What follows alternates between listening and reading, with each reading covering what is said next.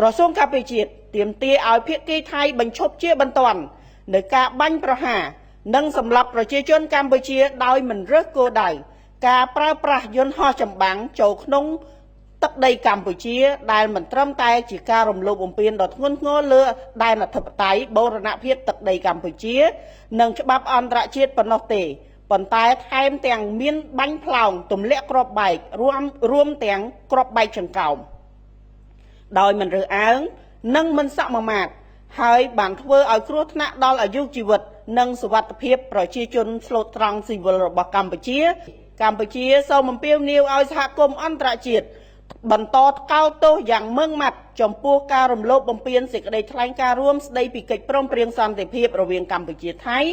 និងសកម្មភាពឧក្រិដ្ឋកម្មសង្គ្រាមខុសច្បាប់របស់ភាគីថៃម្ដងហើយម្ដងទៀតដោយទាមទារឲ្យភាគីថៃទទួលខុសត្រូវទាំងស្រុងចំពោះអំពើរំលោភបំពានដ៏កម្រោលឃោរឃៅនេះ